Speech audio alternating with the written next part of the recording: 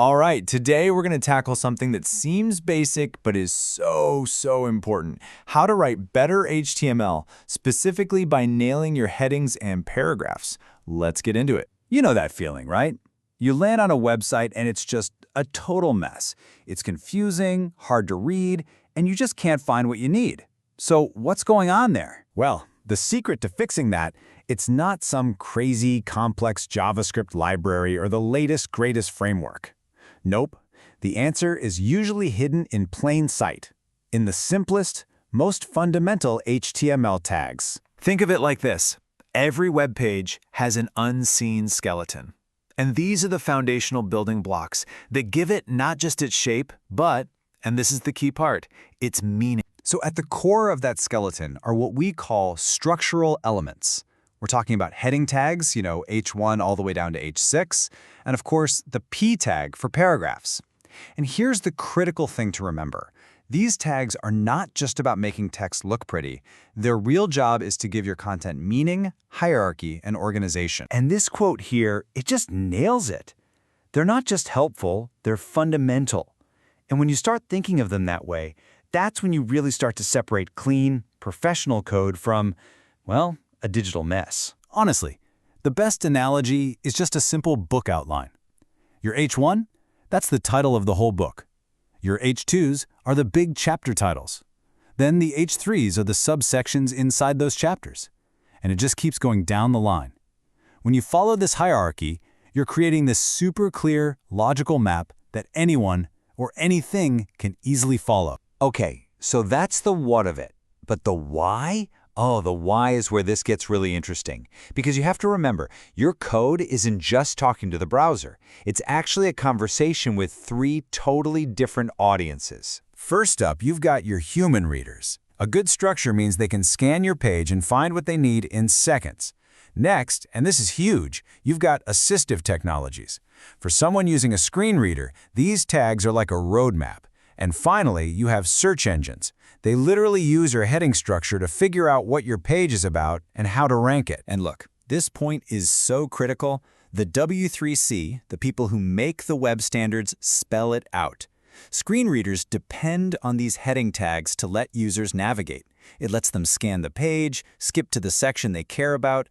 Without proper headings, a web page can become an impossible wall of text for someone with a visual impairment. It's an accessibility cornerstone. And hey, it's not just about accessibility, as vital as that is. The data is crystal clear. There is a direct link to SEO. Study after study shows a really strong correlation.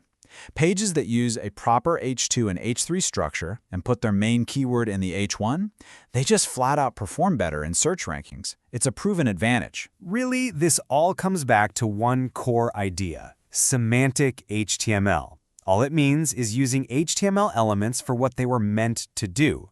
And H1 doesn't just look like a big title, it means this is the main title. A span that you just styled to be big, it has zero meaning. It's just big text. And that's a huge difference.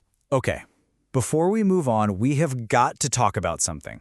We need to bust a myth that still trips up a lot of developers.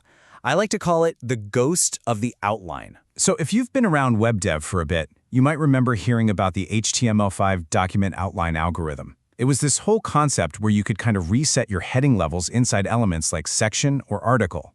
So the big question is, do you still need to worry about that today? And the answer is a simple, straightforward 100% no. It's a ghost.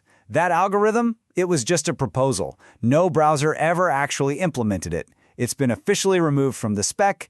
It's a cool bit of web history for sure, but you absolutely do not need to code for it. But, and this is a big but, just because that specific algorithm is a ghost, that doesn't mean structure is dead. Far from it.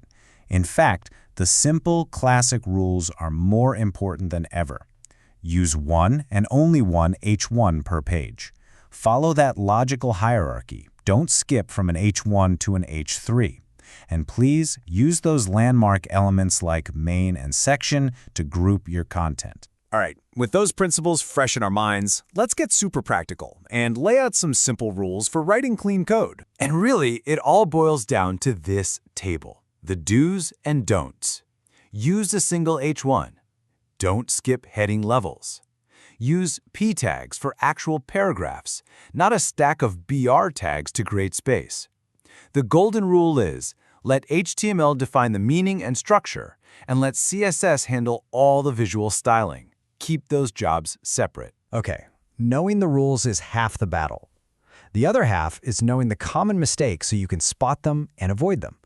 Let's run through a few of the most common pitfalls that lead to messy code. Number 1 mistake, using a generic div when a proper semantic tag exists. Look, a search engine has no clue what div class heading means. It's just a box. But in H1, it knows exactly what that is, the most important heading on the page.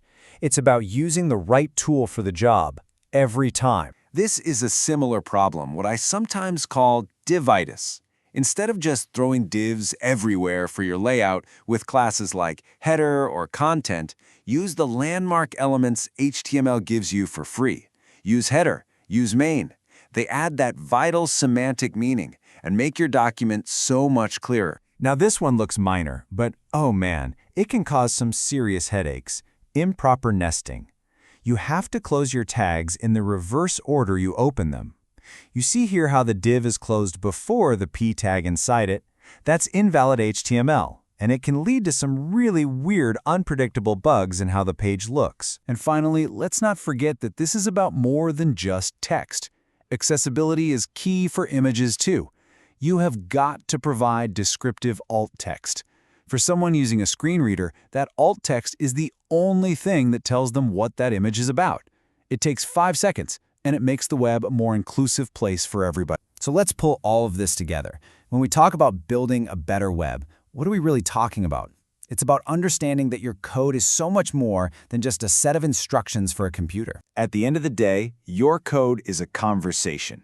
And by using these simple tags correctly, you're the one who decides if that's a clear, helpful, accessible conversation, or if it's just a confusing mess.